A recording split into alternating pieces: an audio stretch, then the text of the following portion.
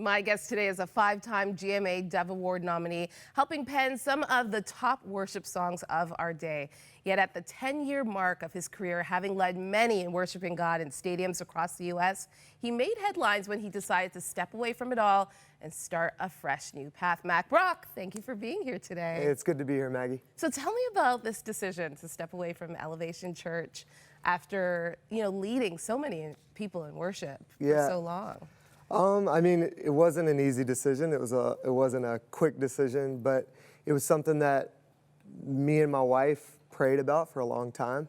Felt like the Lord was like leading us, not necessarily like we didn't know what he was leading us to, but it felt like he was just asking us to step into something new, and that our assignment there for that season was done. And so after a lot of wrestling with God and maybe arguing with each other. God, are like, you sure? Yeah, are you sure like this is what you want us to do?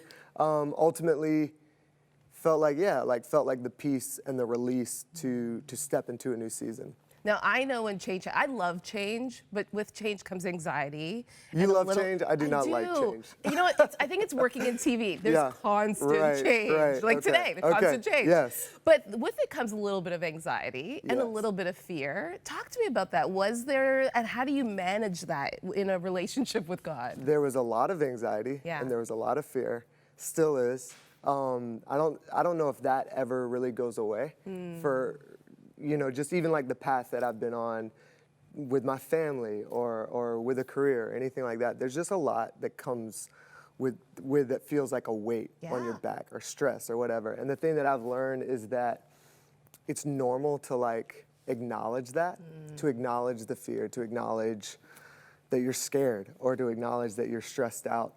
But I think there's something powerful in just trying to like release that. Like I can control the things that I can control and then just like let go of the things that I can't. And I think that what we've seen in our life is how the Lord has just given us a peace that transcends the fear, and just like a grace over our family that releases some of that stress, that we can't control anyway. Yeah. I hear one of the questions that you kind of wrestled with throughout this process is, does this all really matter? Right. Yeah, I think,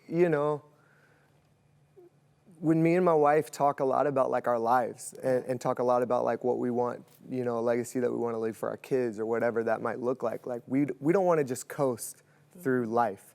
And sometimes it's easy to just live in that month to month, just trying to survive almost. And we want to make sure that just our lives, we're being very intentional and proactive about pressing into the Lord and doing what we feel like God has called us to do, and to love people and to invest in people and to invest in relationships and just to do whatever we can do to where at the end of, kind of like our family's journey or, our lives that we can say like, wow, like we did everything that we need to do that was like aligned like with the Lord.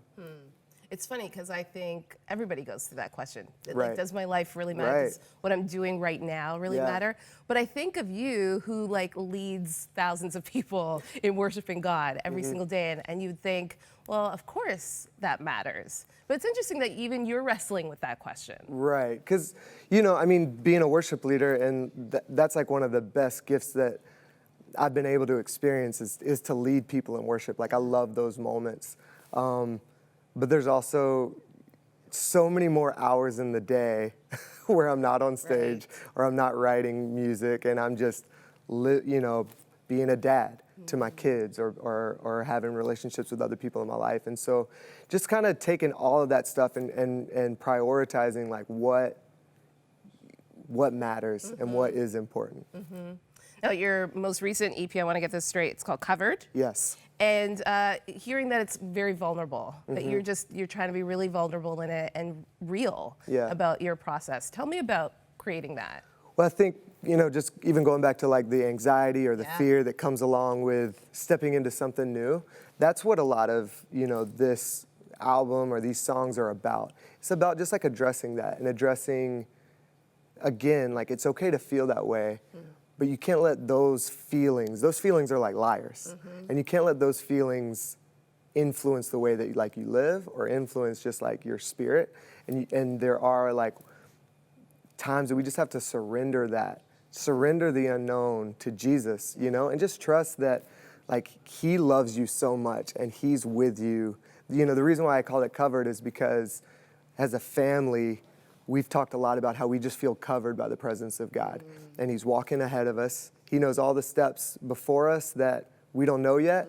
He's behind us. He's guarding our back against the unknown things that we don't know what's coming. And he's just by our side. So whatever we're in right now in this moment, can just trust it like he's with us, he's there. And so a lot of the songs just kind of deal with that. That's so good. Thank you so much, Mack, for joining us today. So good to be here. If you're watching and maybe you're going through a transition in your life and you feel like you've lost total control and you're asking God, please show me a way, like Mack was talking about, call our prayer lines. Amazing people who have gone through a journey of their own, have had to hold on to that trust in God and just be reminded that God has he's in the driver's seat, that he does have control in that circumstance. Maybe you're going through a really hard time right now and you feel like you've lost control. These prayer partners would love to pray with you, encourage you, and remind you that Jesus is ordering your steps every single day. The number's at the bottom of your screen, 1-866-273-4444, or you can email prayer@crossroads.ca. Stay with us. Thanks for checking out 100 Huntley Street. If you were inspired by the story you heard today, subscribe to our page and check out thousands of other life-changing stories we've shared.